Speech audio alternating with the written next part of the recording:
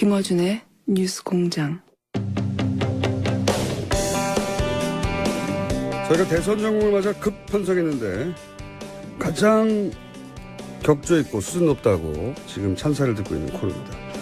박시영 윈지코리아 컨설팅 부대표님 나오셨습니다. 안녕하십니까? 네, 박시영입니다. 이상일 아젠다 센터의 대표님 나오셨습니다. 안녕하십니까? 네, 안녕하세요. 두 분의 여론조사 전문가를 모시고 저희가 지금 3회째 하고 있는데 1회, 2회 반응이 대단합니다. 제가 뭐랄까 좀 날로 먹는 방송을 하고 있었거든요. 근데 정말 전문가가 나와서 짚어주시니까 청취자 반응이 아주 좋습니다. 자, 저희가 이제 계속 지난 한 주간 판세를 짚어보고 그리고 이제 앞으로 판세에 영향을 줄 변수들이 어떤가 하고 판세 미래에 대한 그 전망도 하고 있는데 우선 지난 한 주간 판세 분석을 좀 해주시죠. 네. 네, 지난 한 주 뭐 여러 군데에서 여론조사 결과 발표됐는데요. 대략 보면 7에서 한 10%포인트 차이가 나는 조사들이 많았습니다. 근데 이제 최근 들어서는 이게 이제 15%까지 좀 벌어지는 게 아닌가. 그래서 양강 구도로 볼 수 없다. 일강, 일중, 다약 구도로 좀 재편되는 느낌입니다. 이 선거운동 기간에 들어가 보면 인물만 보지 않고 인물과 세력을 같이 보게 되는데 인물과 세력 측면에 있어서 모두 안철수 후보가 좀 힘이 붙이는 게 아닌가. 특히 인물 측면에서는 TV 토론 영향이 좀 컸던 것 같고요. 그다음에 이제 정책적 논란도 좀 있었죠. 유치원 발언 그리고 그 학제 개편에 대해서 좀 논란이 좀 있었습니다. 유치원 발언부터 시작됐죠, 사실. 네, 그렇습니다. 네. 그리고 곤란한 게. 그 깨끗한 이미지가 있었는데 이 검증 공세에 휘말리면서 그런 이미지도 좀 타격을 입었고요. 그러다 보니까 이제 세력 측면에서 또 국민의당이 39석이기 때문에 국정 운영을 안정적으로 할 수 있느냐 이런 부분에 대한 의구심이 좀 있는 게 사실이고 박지원 상황론 그리고 새정치를 표명했는데 과연 국민의당에 소속된 의원들이 새정치에 부합되는 인물들인가 이런 부분들에 대한 아직 확신이 없다 보니까 전반적으로 중도 보수층에서 지지가 좀 빠지는 특히 이제 외교 안보 특히 안보 위기 국면이었는데 이 부분에 있어서 좀 명쾌하게 입장을 피지 못했다. 호남과 보수층 두 마리 토끼를 다 잡아야 하는데 그럴수록 자기 중심성이 분명해야 하거든요. 그래서 분명한 국정운영 철학이 있어야 하는데 그 부분에 있어서 좀 애매모호한 그런 입장을 좀 취하다 보니까 양쪽에서 좀 다 흔들리는 그런 어려운 국면에 처했다 봅니다. 알겠습니다. 자, 간단한 총평이었고 자, 이상일 대표님.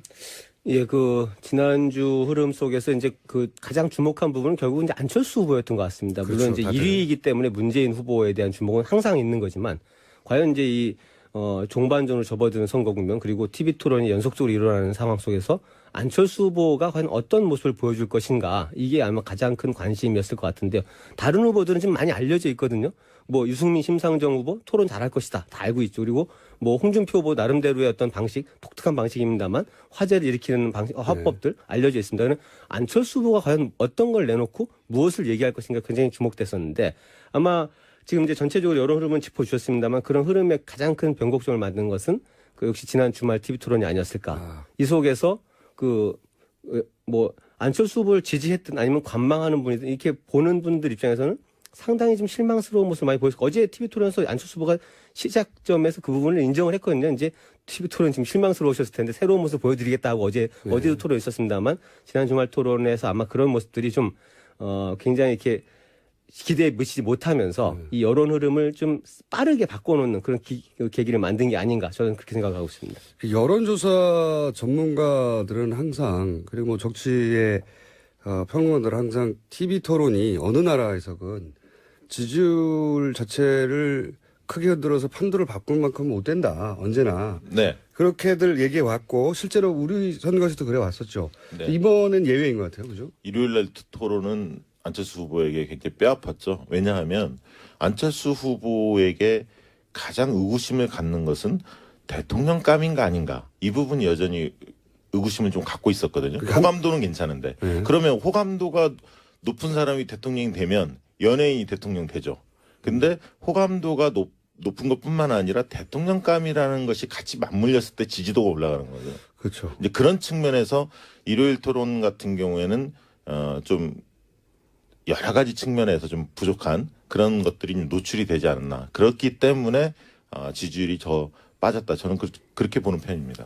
과거에 이제 대선 TV 토론 굉장히 재미가 없었습니다. 그렇죠. 정해져 이게 있었고. 뭐 후보도 물론 좀 3명이 나오는 경우, 2명이 나오는 경우도 있었습니다만 규칙도 이제 사회자가 질문을 하고 후보들은 뭐 1분 30초씩 답변하고 이런 식으로 하는데 그 질문조차도 예전의 대선에서는 질문에 뭐 이렇게 봉투에 담아서 몰래 꺼내오는 것도 한두 개 끼워넣긴 했지만 대부분 질문이 사전에 제공이 됐어요. 각 캠프에서 이제 답안지를 작성해서 모범 답안지 써가지고 와서 열심히 공부해가지고 연기한 거죠, 연기. 답변하는 방식인데 이제 이번 대선 토론이 지금 관심을 많이 받고 이게 영향을 주는 이유는 뭐냐면 이제 형식의 변화가 하나가 있습니다. 이게 그런 사전 시나리오가 없이 자유 토론 방식 또 이게 발언 시간 총량만 제한하고 어떤 부분에서 서로 협의가 미리 없이 진행된다는 부분에서 아마 그 후보의 진면목을 볼 수 있는 분들이 많이 나오고 있고 또 하나는 이 안철수 현상의 특징 때문입니다. 만약에 이게 이제 최근에 어떤 지지율 급변 현상이 있었던 게 아니라 뭐 여야 대결 구도 이렇게 해서 양쪽이 강한 양강 구도가 오래도록 형성이 되어 오면 지지층들이 굉장히 오랫동안 단련이 되고 상대방의 네거티브에 대해서도 충분히 알고 있거든요. 그 속에서는 어지간한 공격이 들어와도 지지층이 잘 변하지 않습니다. 그리고 상대의 공격은 정치적인 걸로 이렇게 치부하고 오히려 비판하게 되고 내가 좋아하는 후보는 받아들이게 되고 이게 이제 소위 말하는 강화 효과인데요.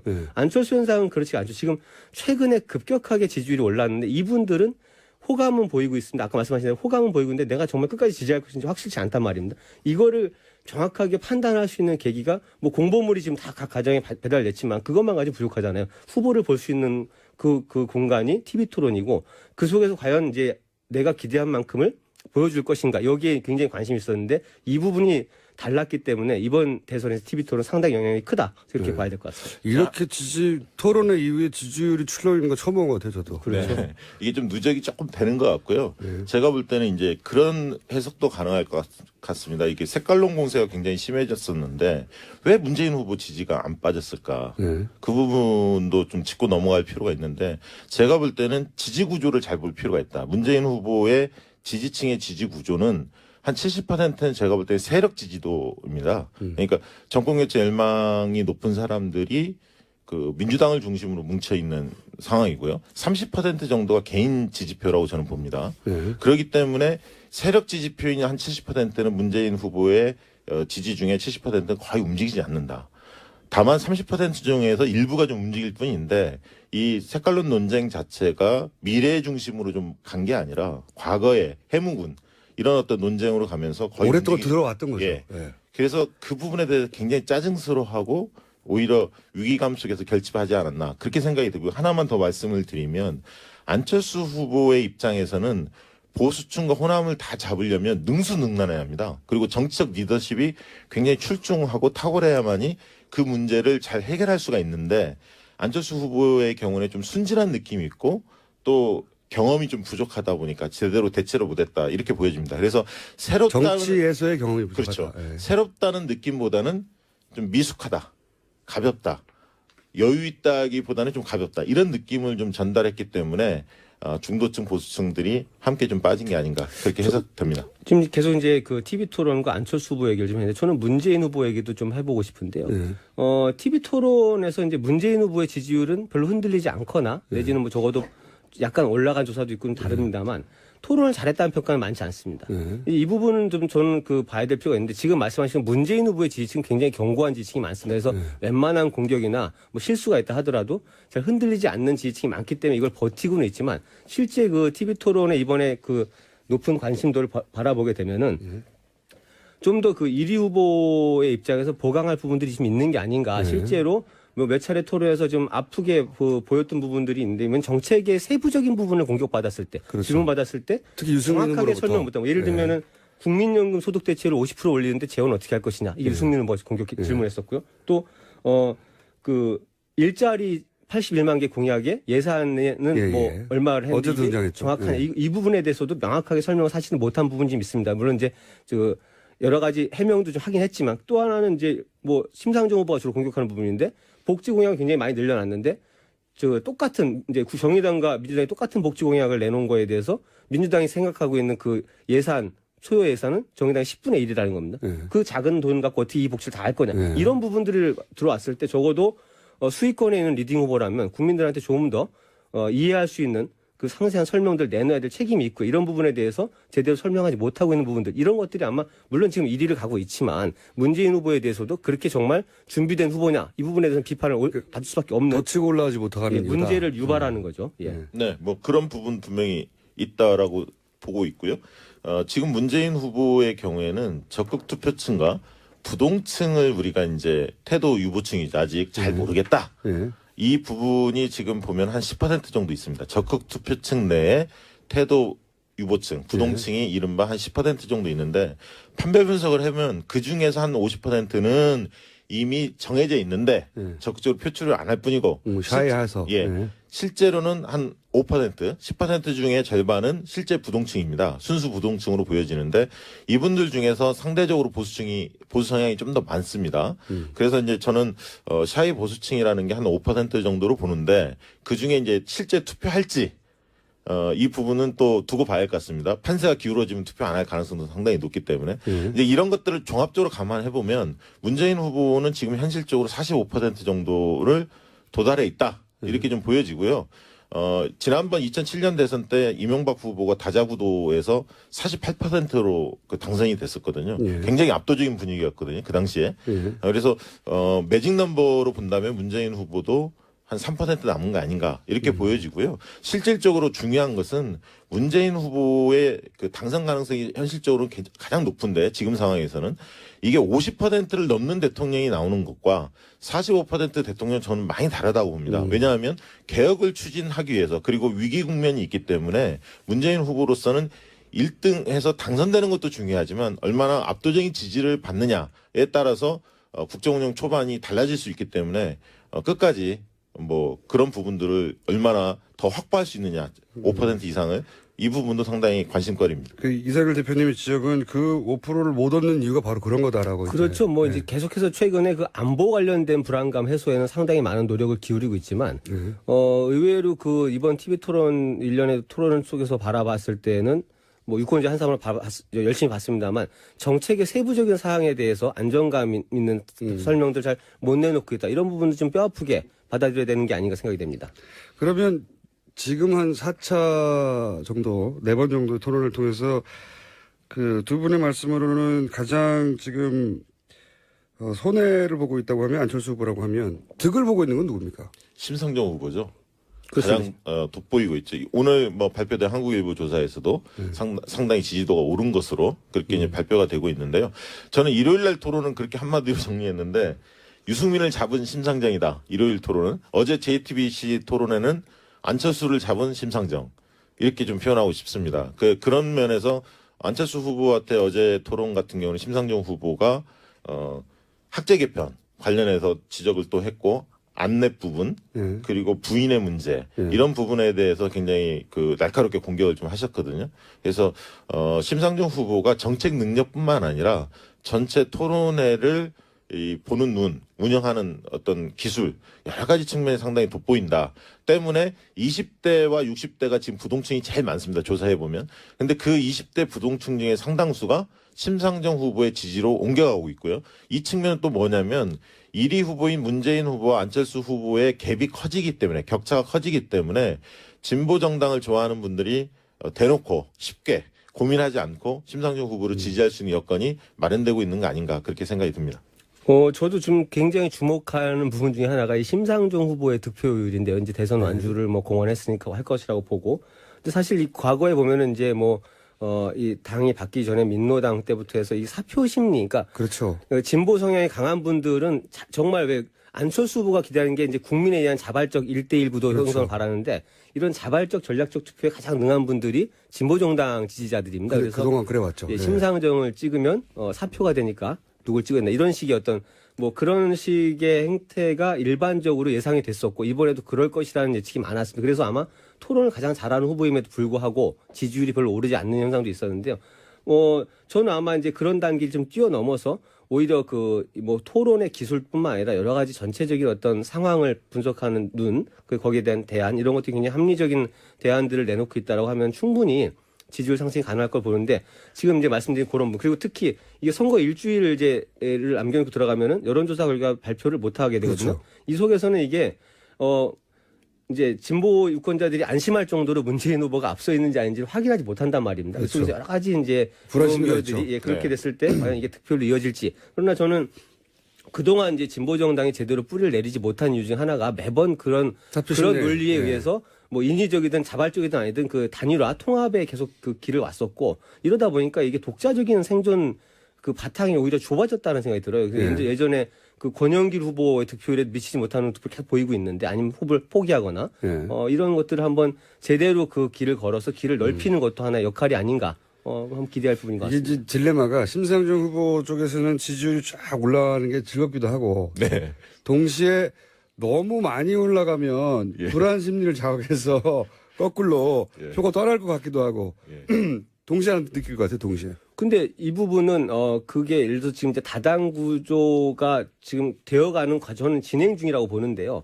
뭐 보수 정당도 분화가 돼 있고 뭐 중간지대 국민의당도 나왔습니다만 예를 들어서 이제 이 진보 진영이라고 했을 때도 분명히 이제 문재인 후보와 민주당의 어떤 전략을 보면은 어느 정도의 우클릭을 통한 통합 노선을 가는 것도 사실이거든요. 그렇다 그러면 선명한 진보 노선을 걷는 정당이 존재할 필요성이 있는 거라고 저는 보여지는데 이 부분들이 아마 이번 대선 과정에서 좀 많이 갈래가 좀 잡히지 않을까 그렇게 보여집니다. 네, 저도 그렇게 생각하는데 제 말은 심상정 후보 올라가는 걸 박수 치면서 정당 내에서도 네. 너무 많이 올라가지 마라.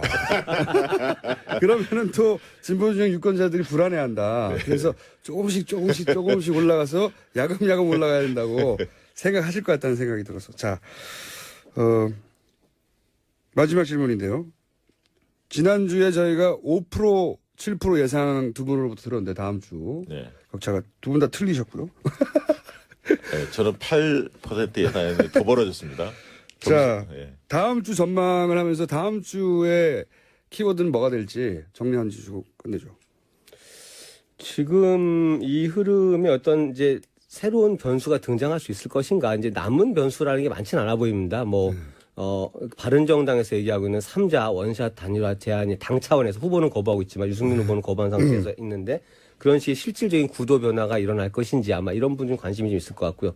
그 외에는 이제 지금 안보 이슈가 크긴 하지만 계속 진행 중이기 때문에 뭐 새로운 흐름을 만들 정도의 어떤 파괴력 있는 문제는 아닐 것 같고 뭐 돌발 이슈 정도가 이제 우리가 알 수 없는 부분은 남아 있습니다. 그러나 이 상황에서 결국 이제 마지막 종반에 돌입할 때 과연 이제 다시 원점으로 돌아가서 문재인 대세론이 좀 확연해 보이는 상황 속에서 마지막 투표를 향한 일정으로 들어갈 것인지 아니면 이 흐름에 어떤 다시 한번 변화가 일 수 있는 어떤 가능성이 보일 것인지 이 부분이 아마 이번 주까지 좀 지켜봐야 되는 부분이 아닌가 생각이 됩니다. 저는 뭐 다음 주 예상을 해보면 문재인 안철수의 격차가 지금보다 더 벌어질 것 같다는 생각이 들고요. 실제로 이제 대구 경북이나 이런 데에서 홍준표 후보의 약진이 굉장히 두드러집니다. 그게 실제로 바닥에서 체감이 좀 되고 있거든요. 그래서 문재인 안철수의 격차가 지금의 한 적극 투표층 기준으로 보면 15%인데 이게 20%까지도 벌어질 수도 있다. 이렇게 좀 보고 있고요. 그래서 자력으로 역전은 지금 안철수 후보에겐 굉장히 버거운 상황이고 이제 연대론이라든가 아니면 대형 악재 문재인 후보 측에서 이런 것들이 뭔가 터지지 않으면 이 구조를 바꾸기는 굉장히 어려운 상황이다. 이렇게 예측을 합니다. 숫자로로 말씀하시자면 두 분 다. 저 지난주에도 많이 틀렸는데 사실은 이제 예상이라는 것이 조금 그렇긴 합니다만 지금 흐름이라면은 이 상황 자체가 저는 뭐 어제 토론에서는 여러 가지 평가가 좀 엇갈리고 있습니다만 이 안철수 후보에 대한 기대감이 좀 급속히 꺾이는 흐름이 아닌가. 그래서 저도 격차가 좀 더 벌어질 거라고 보여지고 보수 표심의 향배가 좀 궁금한데 이게 다시 홍준표 한국당으로 지금 결집을 할 것인지 아니면 선거 무관심층으로 돌아갈 것인지 이 부분은 좀 아직 확실치가 않아 보이는 것 같습니다. 알겠습니다. 오늘 여기까지 듣겠습니다. 격조 높은 전문가 분석 박시영 왠지코리아 컨설팅 부대표님 안녕하십니까? 안녕히 가십시오. 그리고 이상일 아젠다 센터 대표님이십니다. 감사합니다. 네, 감사합니다.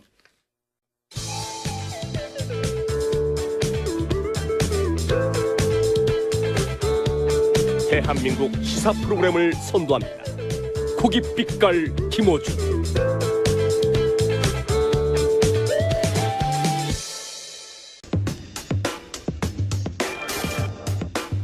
자, 저희 고정 코너들이 이제 이슈들이 대선 전국에 많아서 가끔 사라지긴 합니다. 악마 오랜만에 나왔습니다. 안녕하세요. 가끔 사라지는데 무슨 악마예요. 근데 명패를 놓으셨네요. 공장장이라고 까만색 자개 명패. 이거 보통 이제 뭐 법원의 기관장 이런 분들이 놓는 건데. 저희 스태프들이 예. 이제 아마 사진을 찍어서 올릴 텐데. 저도 SNS 올리려고 좀 전에 사진 하나 찍었습니다. 이게 저희 스태프들이 엄청난데. 뭐냐면은 이제 왜 대단히 이것도 올드한 요즘 대표님들이 이런 거 안 해요. 안 하죠. 공기관이라든가 70년대, 80년대 그러니까 스타일인데. 지금 60대 이상 되신 분들이 아마 그 왜 사장님 명패를 크게 자개로 해가지고 까만색에 자개로 해가지고 공장장 세 사장 글자. 누구 딱 박잖아요. 이름이 없어요, 근데. 사장실인데 당연히 사장이 앉아 있죠. 그런데도 불구하고 사장 누구하고 박잖아요. 그걸 공장장이라고 자개로 만들어가지고 굳이? 지금 테이블 위에다 올려놨습니다. 예, 멋지십니다. 예. 저도 마음에 듭니다. 웃겨서. 양지열 변호사님이 이제 긴급 호출된 이유는, 이거는 이제 꼭 짚고 넘어가야 될 이슈라서 저희가. 대선 정국에 묻히기에는 좀 아까운 이슈죠. 너무 큰 일이죠. 사실. 그렇죠. 대단히 중요하고. 왜냐하면 이제 판사 한 분 한 분이 헌법기관이고. 그렇습니다. 그 판사 한 분 한 분의 결정이 한 사람, 한 집단의 운명을 바꿔놓을 수 있다는 것을 저는 오랫동안 겪어왔거든요. 몸으로. 온몸으로 겪어왔거든요. 근데 그분들이 만약에 본인의 양심, 뭐 법이 아닌 다른 요소로 영향을 받는다면 이거 얼마나 억울하고 그걸 어떻게 막습니까? 그런 일이 벌어지고 있는 게 아닌가. 국민들도 좀 관심을 가져야 할 필요가 있긴 해요. 근데 물론 이제 국민들이 관심을 가지기 위해서는 법원도 바뀌려는 노력을 해야 하긴 합니다만 네. 지금 지적하신 것처럼 이제 사법부 독립이라는 얘기를 존중을 하는 이유가 네. 다른 게 아니라 법관이 양심에 따라서 정말로 법과 원칙에 따라서 판결을 해줘야 우리가 그걸 믿을 수 있고 권력으로 또 보호해줄 수 있는 장치가 되는데 네. 그게 아닌 것 같다라는 의혹이 이번에 또 불거진 거거든요. 이제 판사 블랙리스트 얘기를 하려고 네, 하는 건데요. 그렇죠. 이게 이제 굉장히 작은 조직이죠. 사실은 법원은 큰 조직, 그러니까 중요한 조직이면 인원으로 따지면 작은 조직이에요. 전국의 판사가 한 2,800명 가량 예. 있는 거죠. 그렇게 따지면은 굉장히 작다고 볼 수 있는데 그 사법부 영향력에 전체니까. 비해서. 그렇죠. 그 사법부 전체가 우리가 상권 분립이라고 할 때 행정부, 네. 그다음에 사법부, 입법부가 있을 때 그럼 행정부랑 비교를 해보면 2,800명이 정말 작지만 그러니까요. 하는 일에 비해서는 굉장히 중요하고 무엇보다 국민들 사이에 공무원은 100만 단인데요. 그래서 어떻게 보면 소외당하기 쉬운 부분이 사법부인데요.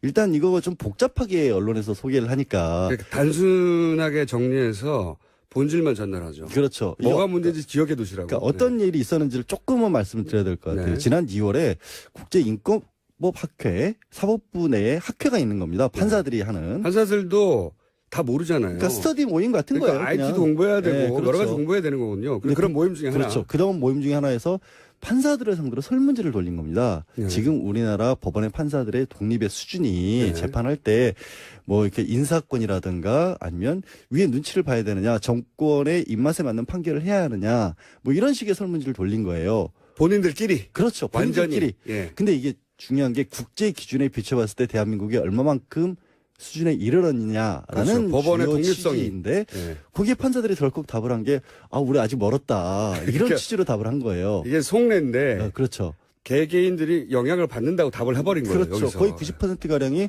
우린 영향을 받는다고 한 건데 문제는 이게 대법원장이 보니까 다른 사람도 아니고 판사들이 우리가 수준이 이만큼 떨어진다. 독립을 보장받지 못하고 있다.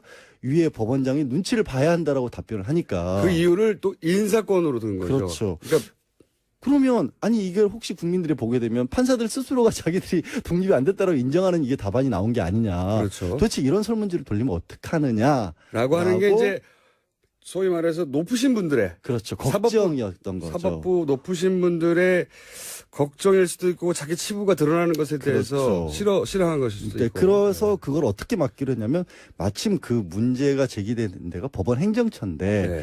법원 행정처에 판사 한 분이 발령을 받아서 갑니다. 네. 근데 아마 그 판사 한 분이 인권법 학회랑 인연이 좀 있었던 모양이에요. 그쪽에서 조금 높은 자리에 있는 선배격인 사람이니까 야 당신이 나가가지고 좀 잘 해봐라. 이런 식으로 나가게 되면 국민들이 가뜩이나 사법부에 대해서 불만이 있는데 못 믿는다. 법원 행정처는 참고로 그러니까 법관과 관련된 모든 인사.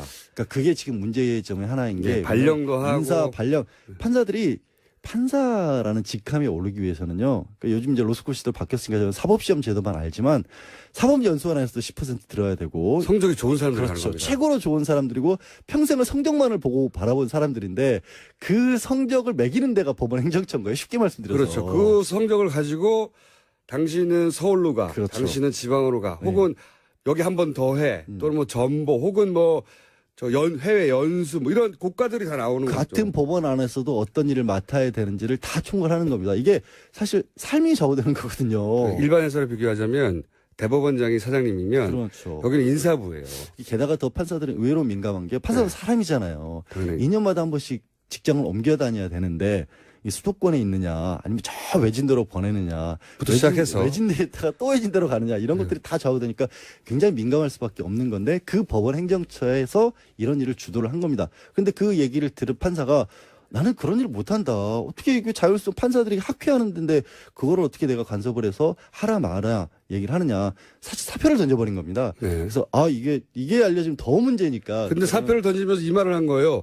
거기에 블랙리스트가 있다던데? 그렇죠. 블랙리스트라는 게 이분의 이제 주장이긴 합니다만은 그 얘기를 하고 왔다 갔다 하는 도중에 법원 행정처 소속 고위직 판사가 그렇게 하면 안 된다. 우리가 동향을 감시를 하고 있다. 판사들에 대해서 다 분석을 하고 있으니까 놀래지 말고 그런 일도 거기에 있다. 암호가 걸린 파일이 그 컴퓨터에 하나 있을 컴퓨터 안에 거야. 들어있다. 이런 얘기가 나온 겁니다. 그 파일을 보더라도 왜냐하면 이제 그 파일에 접근할 권한을 가지게 되는 거죠. 그렇죠. 그 왜냐하면 자리에 법원이 가면. 발령을 가니까. 그 법원 행사에 들어가서 그 자리에 가면 그 컴퓨터에 그 파일이 있는데 그 파일 안에 이제 소위 말해 블랙리스트 성격의 뒷조서가 있을 텐데 그걸 봐도 놀래지 마라. 그렇죠. 어떤 판사가 어떤 정치적 성향을 가졌다라는 게 들어있다라는 주장을 한 겁니다. 근데 그 파일을 그게 이제 블랙리스트잖아요. 사실 그렇죠. 있으면 그걸 열어봐야 되는데 법원행정처에서 또 거부를 한 거예요. 못 못하게 한 열어본다. 거죠. 보안 때문에. 왜냐하면 이게 중요한 사항들 사실 중요한 사항이 들어있을 게 뭐가 있겠어요. 게다가 이거는 일반 직장인을 상대로 한 게 아니라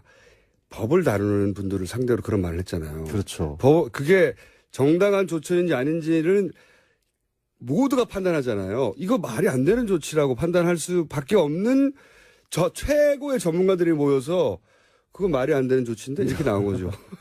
법으로 따져서 아니 그리고 이게 못 열어본다는 게 못 열어봤는 건 법대로 권한이 없는 건 맞아요. 무슨 범죄 이런 것도 아니고 압수수색 영장을 낼 수도 없고 게다가 영장을 누가 내줘요. 결국 법원에서 내주는데 법원에서 법원 스스로 영장을 내줄 수는 없잖아요. 수사기관에 들어올 수도 없으니까.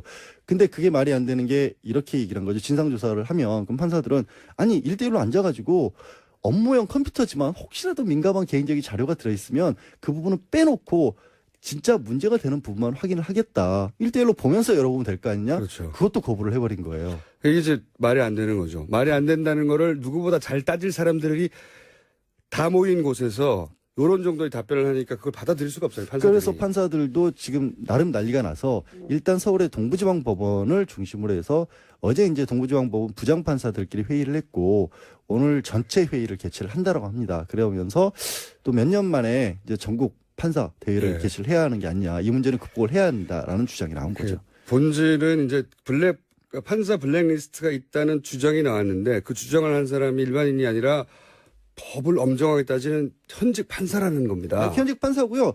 법원행정처가 아까 잠깐 중요한 데라고 말씀드렸잖아요. 거기에 갈 수 있을 만한 판사라고 하면 법원 내에서도 굉장히 신망이 높고 능력을 인정받은 판사인 거예요. 게다가 그 자리에 가려고 하니까 전임이 얘기해 준 거거든요. 그렇죠. 그러니까 이게 거짓말이라고 볼 이유가 없는 거죠. 그리고 나서 또 다른 전임이 그러면 이 사람 말고 다른 전임이 또 온 겁니다. 결국 네. 그 자리를 메워야 되니까 딱 받아봤더니 그 컴퓨터가 이제 깡통이 돼 있는 거예요. 다 지워진 다 거예요. 날라가 버리고 이게 그러니까 사람들이 이제 더군다나 판사들이 그 가장 법을 잘 아는 판사들이 자기 직장 내에서 이런 일이 벌어졌으니까 그만 가만히 있을 수가 없는 거죠. 게다가 이 본질은 이런 것 같아요. 인사권을 이용해서 판사가 판결하는데 영향을 줄 수도 있다는 게 처음으로 드러나는 거예요, 이게. 그러니까 그 설문지 안에 문항들을 보면 정권과 관련된 판결을 내리는데 부담감을 느끼느냐라는 그런 질문들이 들어있는 겁니다. 그렇죠. 그런데 판사들이 부담감을 느낀대요. 그러니까요. 거의 이거는 정말 날 어떻게 말도 안 되는 살았지? 거잖아요. 정말 운이 좋았나 봐요.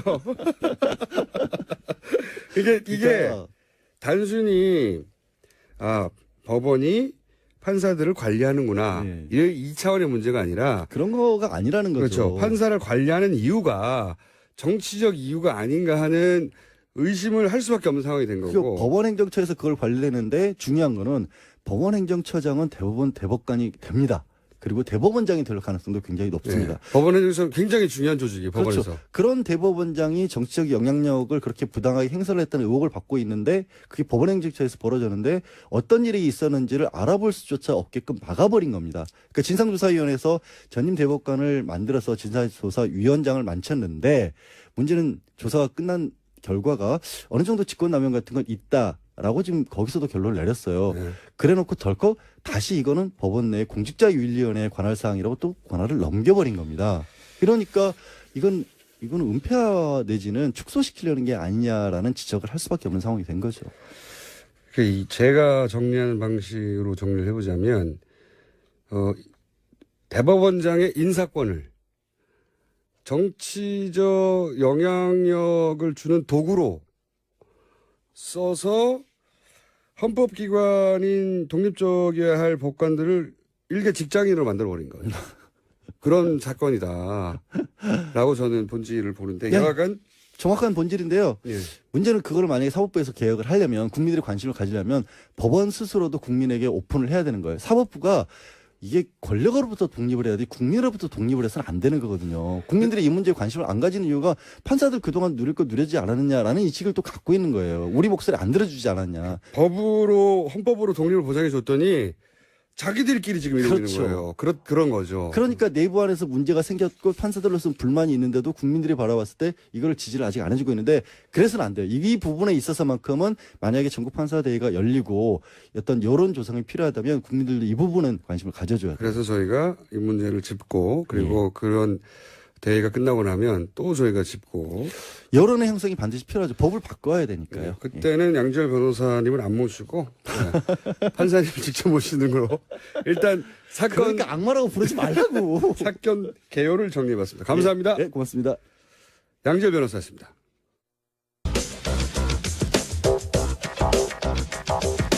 자, 지난주 히트를 쳐서 오늘 이번 주 또 나왔습니다. 예, 이 중요한 이슈가 많은 상황에서도 과학 코너가 살아났습니다. 원정호 씨 나오셨어요. 안녕하세요. 네.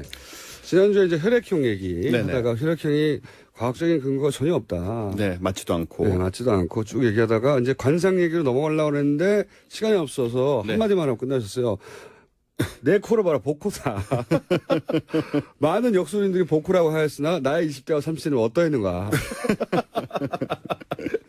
그 얘기 자꾸 말하는데 그래서 대선 후보를 이제 선택하는 기준 중에 네. 혈액형 이야기도 농담처럼 나오지만 해요, 실제. 영향을 받습니다, 사람들이 네, 은근히. 그리고 관상 얘기는 진짜 많이 하고요. 많이 하죠. 그리고 운명 얘기도 많이 합니다. 네. 자, 그래서 이 관상 얘기 또 좀 이어가 보겠습니다. 네. 자, 얼마 전에 저 AI 기반 운세 앱을 통해서 인공지능. 네, 인공지능으로 후보를 관상어를 자동으로 알아본다는 기사가 떴어요. 그래서 와, 이제 관상도. 하긴 바둑을 사람을 이길 정도니까. 그러니까요. AI한테 그런 기대를 한번 해봅시다. 그래서 그 기대를 하고 기사를 봤는데 네. 이게 그냥 후보들 얼굴 인식을 해가지고 네. 관상 정보 데이터베이스하고 연결해 설명하는 것 뿐이더라고요. 뭐 근데 이제 사람이 하는 것도 그런 거죠. 그렇죠. 사람이 하는 것도 이제 관상이 과학적이냐 안 과학적이지 비과학적이냐를 떠나서 관상을 보는 분도 야 귀가 이러면 이런 거야라고 하는 데이터를 기반으로 해서 이제 네. 평가를 하는 거니까 사실은 이 데이터베이스 자체가 네. 뭔가 좀 과학적인 부분이 있어야 되는데 네. 그냥 관상 책하고 네. 무속인들한테서 소스를 얻었다고 합니다. 애초에 애초에 데이터베이스가 아니 근데 그렇게 그걸 만들어진 말하시는 거예요. 분들이 그분들밖에 없는데 어떡해요? 그러니까 저는 그래도 인공지능 하면 뭔가 좀 빅데이터 이런 걸 가지고 새로 데이터베이스를 예를 구축을 전 해서 세계 대통령이 된 사람들의 인상이라든가 코의 그러니까요. 각도라든가 네. 이런 분석이 있었어야 되는데 전혀 아니고 그냥 무속인들한테서 세계 100 뭐 예를 들어서 그 뭐라 그럽니까 100만 장자가 된 사람들의 얼굴 그렇죠. 분석 그런 사람은 데이터. 10만 명 모아가지고 예. 뭐 그래야 되는데 눈꼬리가 올라갔다 내려갔다 이래야 되는데 네. 그게 아니었다. 전혀 아니다. 네. 기존에 소스를 사용했다. 그래도 관상은 사람 인상하고 관련이 되니까 네. 뭐 조금 신빙성이 있을 것도 같잖아요. 네. 근데 이 방금 인공지능 관상을 통해서 평가한 대선 후보들을 제가 봤어요. 네. 봤더니 유승민 후보는 콧구멍이 잘 보여서 재운이 없답니다. 재운이 없답니다. 근데 이분이 지금 대선 후보 등록하면서 48억 원의 재산을 신고를 하셨거든요. 재원이 없다고 그랬는데. 재운이 없다고 했는데. 그리고 심상정 후보는 화살표코기 때문에 부귀 영화를 누려야 돼요. 부귀 영화. 근데 얼핏 생각해도 그분이 20대부터 고생하셨어요. 네, 지금 재산이 2억 8천만 원이라시거든요. 그 나이에. 빚도 많아요. 제가 알기로는. 예. 그러니까 말입니다. 그리고 안철수 후보는 이 봉우리 코에 들창코라 절대 배신을 하지 않는다. 라고 하는데 네. 지난 시간에 혈액형이 AB형이었기 때문에 네. 변덕이 심하고 야, 혈액형과 안 맞아요. 관상이 충돌하고 있습니다. 네, 이거 어느 쪽을 믿어야 될지 의심스러워지죠. 그래서 관상도 관상인데 사실은 이제 문재인 후보나 홍준표 후보는 없어요? 예, 이건 안 했고요. 네. 대신에 제가 사주 궁합을 봤습니다. 왜냐하면 지금 이슈가 네. 단일화, 보수 후보 단일화. 과연 가능한가 궁합적으로. 을 살펴봤죠. 단일화를 궁합의 관점에서. 네, 궁합의 관점에서 이 통합을 살펴봤는데 네. 먼저 유승민 후보하고 홍준표 후보를 봤어요. 네. 매우 불길한 결합입니다. 이제 나름 자세하게 나와 있는데 예. 강약과 완급의 조화가 없고 예. 서로 자기 주장만 내세워서 예로부터 매우 꺼리는 배합이다. 절대로 함께 하시면 안 되는 것 같죠? 네, 궁합의 관점에서. 네. 그리고 안철수 후보와 홍준표 후보 예. 쇠가 부딪히면 소리가 요란해서 서로 큰 소리가 자주 나는 사이랍니다. 그래요. 소리 지르고 싸우는 사이라는 뜻이죠. 안철수 후보는 소리 지르는 스타일은 아닌데. 예, 그런데 어쨌든 홍준표 후보와 만나게 되면 소리가 질러지는 이 궁합이라는 게 원래 그런 궁합이라는 게 거잖아요. 안 좋다. 네. 네. 그래서 절대 좋은 결합이 못 된다고 하고요. 네. 그리고 이제 또 남은 게 안철수 후보와 유승민 후보. 네. 유승민 후보가 안철수 후보를 치는 형상이랍니다. 때리는. 역시 예로부터 매우 꺼리는 궁합이고 불길한 결합이다. 아니, 후보들 간에 그럼 궁합이 좋은 후보들이 있어요, 실제? 아니, 조금만 더 들어보시면요. 네. 이게 너무 웃긴 게 안철수 후보하고 유승민 후보가 그나마 좀 나이가 비슷하잖아요. 네. 한 4살 차이인가 그런데 나이가 비슷하면 서로 안 입고 온 마음이 들어서 충돌이 자주 일어난대요. 그러니까 이 세 분이 좀 다 안 맞습니다. 네. 근데 이건 남녀 기준을 한 거잖아요. 예, 근데 그냥 하죠 뭐. 사업을 같이 할 때도 그런 사실 궁합- 봅니다, 네. 아, 그렇군요. 예, 그런 식으로 그래서 보는데 남녀만의 문제는 아니군요. 예. 3당의 단일화는 좀 문제가 있지 않을까. 이 궁합에 궁합의 따르면. 관점에서. 네. 네, 만약에 이 궁합 전문가한테서 물어봤다면 이렇게 답을 해줄 것이다. 그렇습니다. 예, 뺨을 맞는다. 네, 뒤에서 친다. 예. 근데 생년월일이나 이거 쭉 들고 와가지고 봐주세요 하면 이렇게 답이 나올 거라는 이런 거죠. 식으로 나온다는 거죠. 네. 그 오행을 가지고. 예. 근데 의외로 막상 궁합이 아주 좋은 두 사람이 있습니다. 문재인 후보와 홍준표 후보입니다. 좀 상식에 반하긴 하지만 서로 상생하고 가정이 화목하고 뭐 당일이라고 생각할 수도 있으니까요. 네. 만사가 순조로워서 안 되는 일이 없답니다. 자손도 효도하고 일가 친척도 화목하고 정말 좋은 궁합인 게 두 사람이 만나는 건 하늘의 복이며 다시 논할 필요도 없이 좋다. 아니 이거를 정치적으로 좀 해석해 보자면 네. 지금 홍준표 후보는 일종의 적대적 공생관계 전술을 쓰고 있거든요. 아하.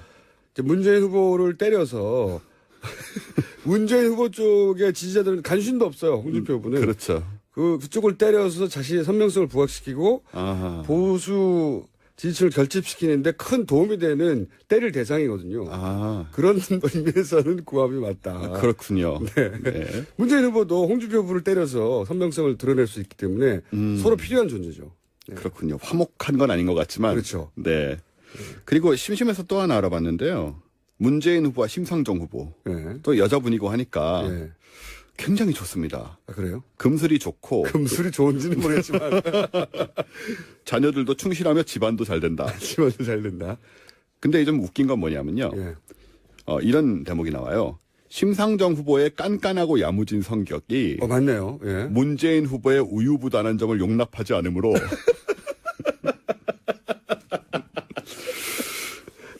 완급과 선악을 조절해야 무리 없는 삶을 영위한다고 합니다. 이건 좀 맞는 것 같잖아요. 그렇죠?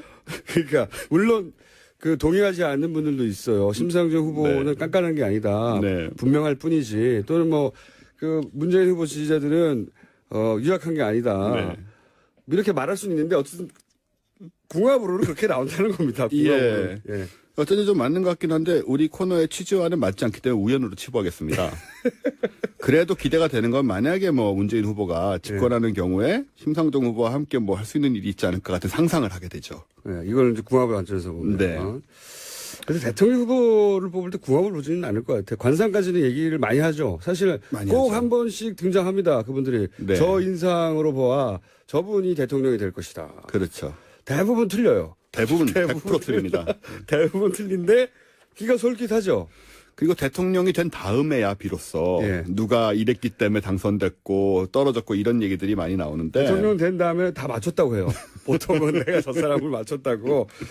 제가 궁금했던 것은 궁합보다도 오히려 더 과학적일 수 있는 이 이름 획 가지고 궁합을 있지 않습니까? 다음에 그거 해볼까요? 이름 획을 막 서로 맞춰가지고 그거 어릴 때 하잖아요. 하죠. 예, 자기 이성 친구 처음 생겼을 때, 서로 맞나 안 맞나를 가지고 이름 획 가지고 막 해가지고 결국 맞다 안 맞다. 네. 막 실망하고 그러잖아요. 그렇죠. 이 후보들 간에, 이름 획으로. 진짜 할까요? 다음 주에 또?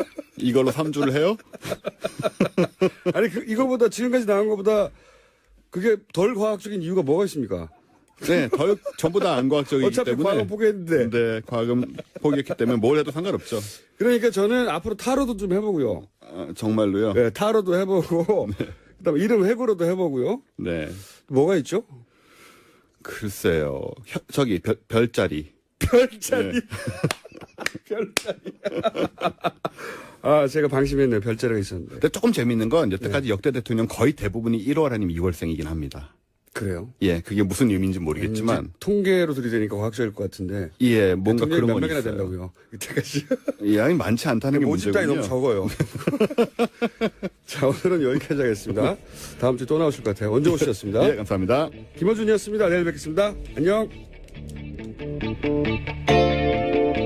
이해할 수 있는 그 상세한 설명들 내놔야 될 책임이 있고 이런 부분에 대해서 제대로 설명하지 못하고 있는 부분들 이런 것들이 아마 물론 지금 1위를 가고 있지만 문재인 후보에 대해서도 그렇게 정말 준비된 후보냐 이 부분에 대해서 비판을 받을 수밖에 없는 더 치고 올라가지 못하는 이유다. 문제를 유발하는 거죠. 예. 네, 뭐 그런 부분 분명히 있다라고 보고 있고요.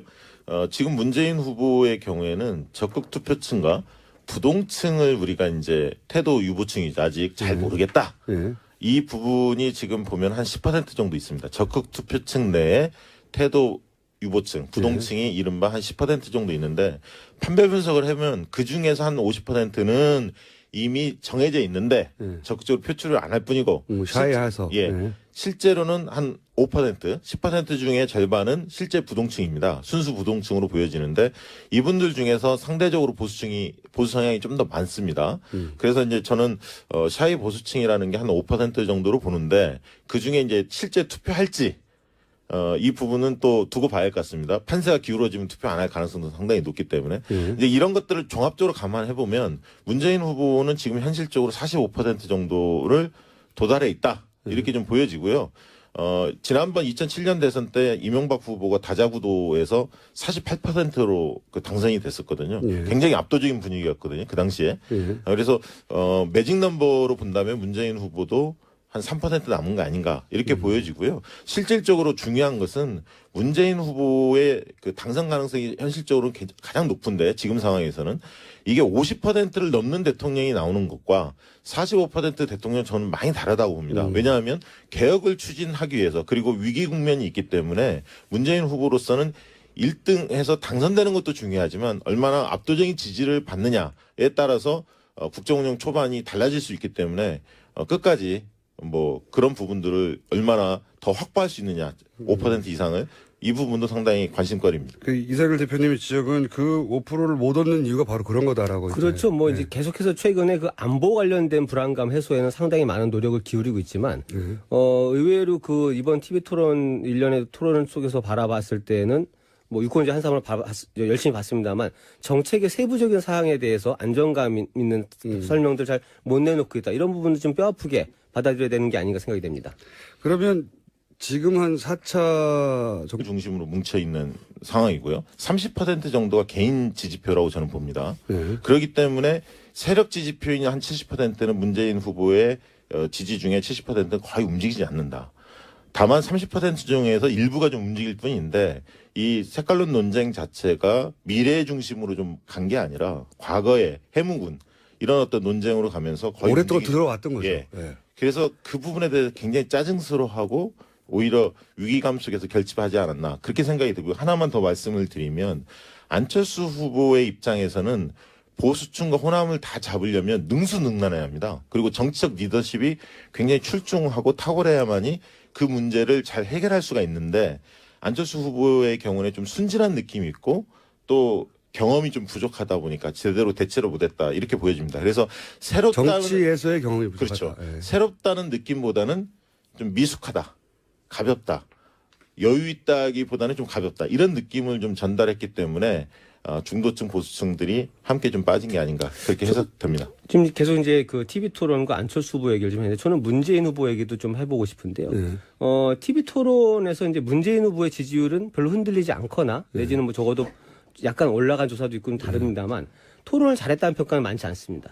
이 부분은 좀 저는 그 봐야 될 필요가 있는데 지금 말씀하신 문재인 후보의 지지층 굉장히 견고한 지지층이 많습니다. 그래서 웬만한 공격이나 뭐 실수가 있다 하더라도 잘 흔들리지 않는 지지층이 많기 때문에 이걸 버티고는 있지만 실제 그 TV 토론에 이번에 그 높은 관심도를 바라보게 되면은 좀 더 그 1위 후보의 입장에서 보강할 부분들이 좀 있는 게 아닌가. 실제로 뭐 몇 차례 토론에서 좀 아프게 보였던 부분들이 있는데, 이건 정책의 세부적인 부분을 공격받았을 때, 그렇죠. 질문받았을 때, 특히 유승민 정확하게 후보로부터. 설명 못하고, 예를 들면은 국민연금 소득 대체를 50% 올리는데 재원 어떻게 할 것이냐, 이게 유승민 후보 질문했었고요. 또 그 일자리 81만 개 공약에 예산에는 뭐 얼마를 했는지 어제 등장했죠. 정확한 이 부분에 대해서도 명확하게 설명을 사실은 못한 부분이 좀 있습니다. 물론 이제 여러 가지 해명도 좀 하긴 했지만 또 하나는 이제 뭐 심상정 후보가 주로 공격하는 부분인데 복지 공약을 굉장히 많이 늘려놨는데 똑같은 이제 정의당과 민주당이 똑같은 복지 공약을 내놓은 거에 대해서 민주당이 생각하고 있는 그 예산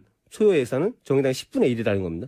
그 작은 돈 갖고 어떻게 이 복지를 다 할 거냐. 이런 부분들을 들어왔을 때 적어도 수위권에 있는 리딩 후보라면 국민들한테 조금 더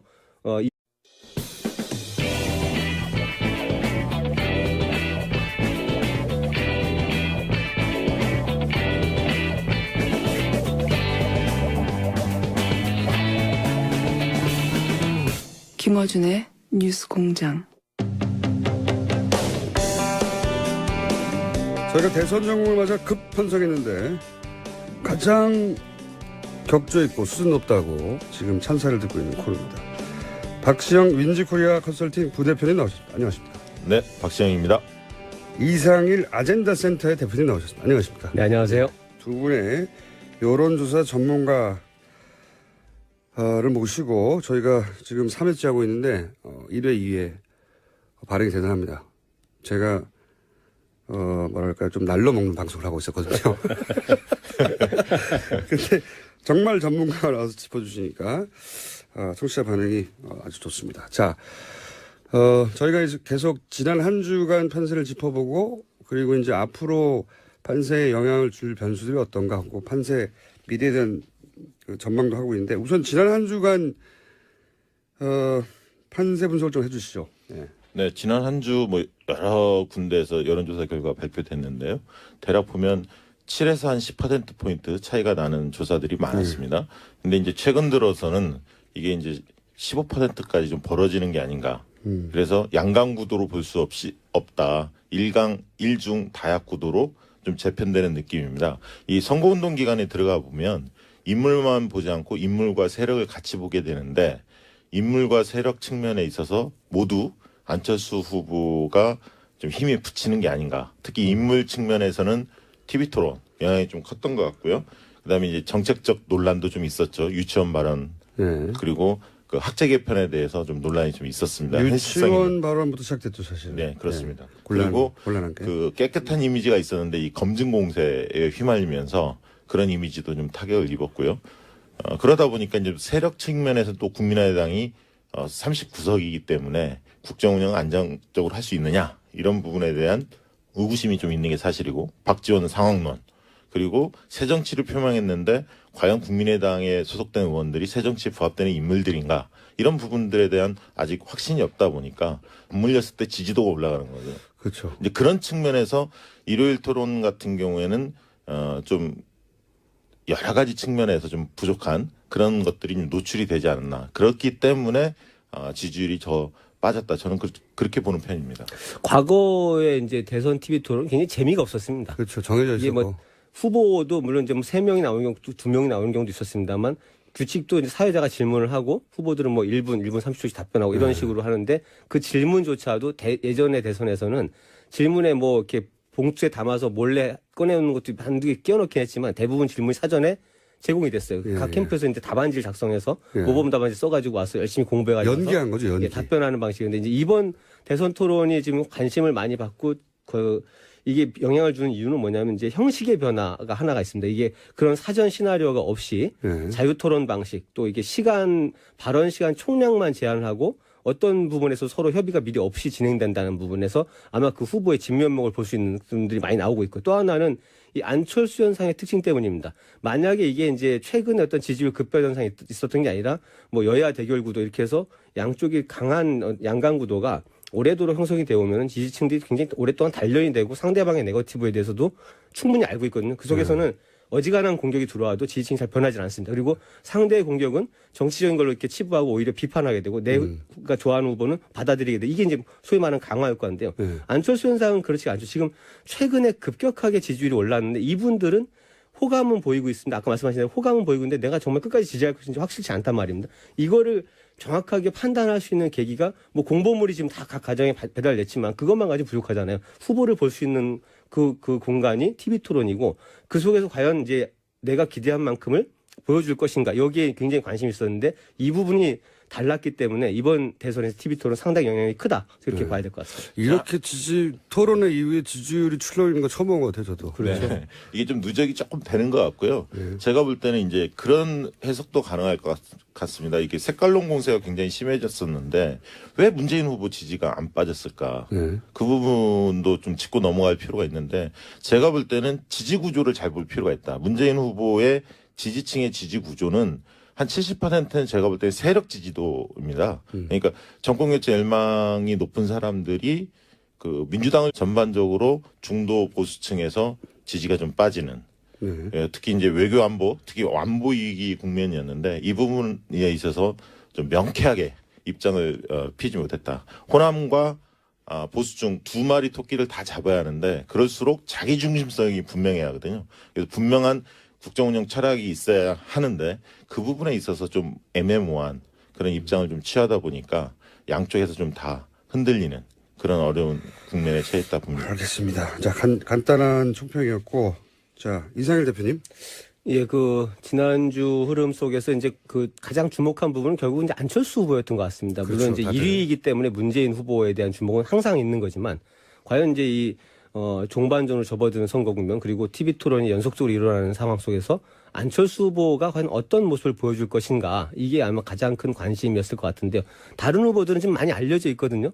뭐 유승민, 심상정 후보 토론 잘할 것이다 다 알고 있죠. 그리고 뭐 홍준표 후보 나름대로의 어떤 방식, 독특한 방식입니다만 화제를 일으키는 방식, 화법들 알려져 있습니다. 그는 안철수 후보가 과연 어떤 걸 내놓고 무엇을 얘기할 것인가 굉장히 주목됐었는데 아마 지금 이제 전체적으로 여러 흐름은 짚어주셨습니다만 그런 흐름의 가장 큰 변곡점을 만든 것은 그 역시 지난 주말 TV 토론이 아니었을까. 이 속에서 그 뭐 안철수 후보를 지지했든 아니면 관망하는 분이든 이렇게 보는 분들 입장에서는 상당히 좀 실망스러운 모습을 많이 보였고 어제 TV 토론에서 안철수 후보가 시작점에서 그 부분을 인정을 했거든요. 이제 TV 토론 지금 실망스러우셨을 텐데 새로운 모습 보여드리겠다고 어제도 토론 있었습니다만 지난 주말 토론에서 아마 그런 모습들이 좀 굉장히 이렇게 기대에 미치지 못하면서 이 여론 흐름을 좀 빠르게 바꿔놓는 그런 계기를 만든 게 아닌가 저는 그렇게 생각하고 있습니다. 여론조사 전문가들은 항상 그리고 뭐 정치의 평론가들은 항상 TV 토론이 어느 나라에서건 지지율 자체를 크게 흔들어서 판도를 바꿀 만큼 못 된다. 언제나. 네. 그렇게들 얘기해 왔고 실제로 우리 선거에서도 그래 왔었죠. 네. 이번엔 예외인 것 같아요. 그죠? 일요일 날 토론은 안철수 후보에게 굉장히 뼈아팠죠. 왜냐하면 안철수 후보에게 가장 의구심을 갖는 것은 대통령감인가 아닌가 이 부분이 여전히 의구심을 좀 갖고 있었거든요. 호감도는 괜찮은데 그러면 호감도가 높은 사람이 대통령이 되면 연예인이 대통령 되죠. 근데 호감도가 높은 것뿐만 아니라 대통령감이라는 것이 같이